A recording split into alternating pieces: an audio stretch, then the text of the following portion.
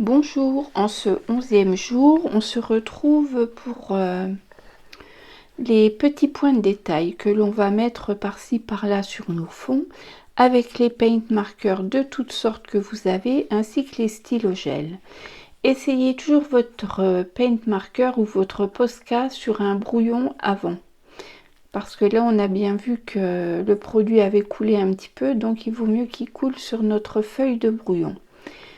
Et je vous invite également à essayer donc vos feutres gel parce que certains fonctionnent très bien sur l'acrylique. Il faut tester pour savoir. Donc on peut faire des points de détail sous forme de gouttes, de carrés, de ronds, de rectangles, de triangles, absolument tout ce que l'on veut. Et au niveau des couleurs, alors vous faites ou ton sur ton ou des couleurs tranchées, pareil, c'est tout à fait comme vous avez envie dans les goûts qui vous sont propres. Mes goûts peuvent ne pas vous plaire et inversement, ça, on n'est pas là pour juger les goûts de chacun. En fin de vidéo, vous pourrez voir que j'ai recommencé certaines choses. On peut tout à fait agir sur ce que l'on est en train de faire, mais simplement il faut attendre que ce soit complètement sec. Sur du bleu, je pourrais revenir en rose, mais bien sûr, il faut que ce soit sec pour que ma couleur rose puisse agir. Pour ça, il ne faut pas s'inquiéter, rien n'est figé. Si à la fin ça ne vous plaît pas, vous attendez que ce soit bien sec et vous revenez avec une autre couleur dessus.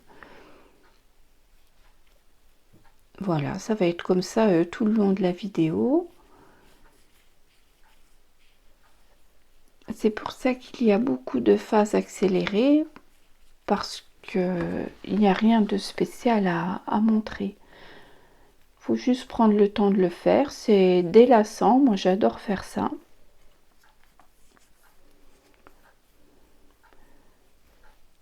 Et on peut combler ainsi certains endroits, plus ou moins selon nos envies, c'est pareil.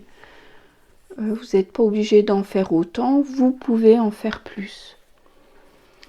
C'est à partir de ce moment où vous pouvez apprendre les interactions des couleurs et ce que vous aimez ou ce que vous n'aimez pas. Et là, on est vraiment là pour s'amuser.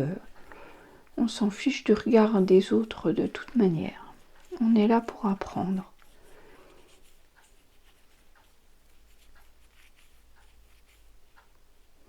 Là, comme je vois, voilà, mais vous voyez, je repasse en bleu clair par-dessus parce que ce bleu me convient mal ou me convient pas bien.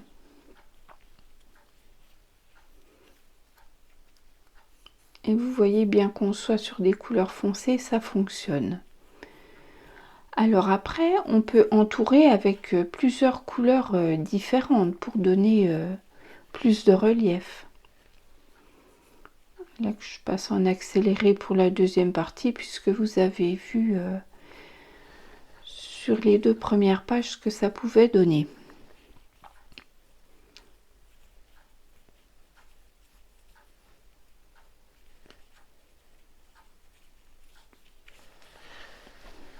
C'est vraiment du mix média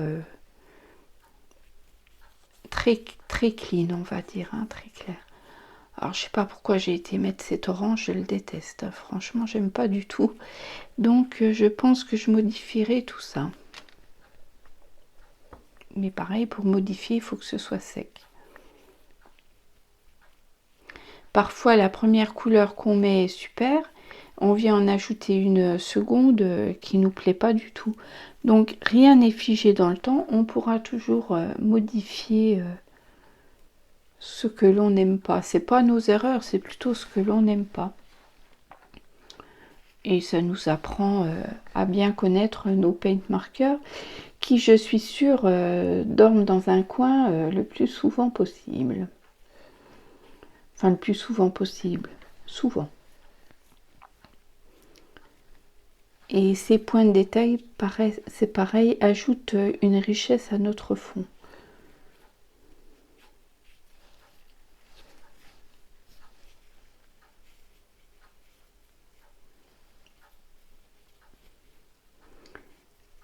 Et demain, on va continuer un petit peu à travailler ces points de détail avec un stylo ou gel blanc ou gel bleu, ou gel noir, pardon, comme on aime.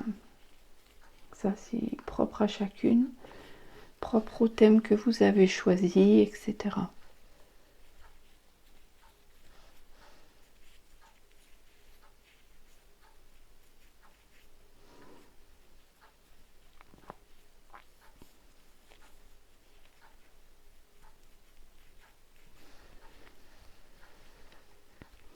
Donc ça prend un tout petit peu de temps, mais c'est agréable à faire.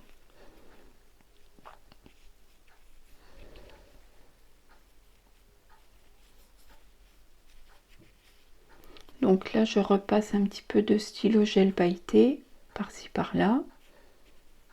On le fait pas, c'est dans vos goûts.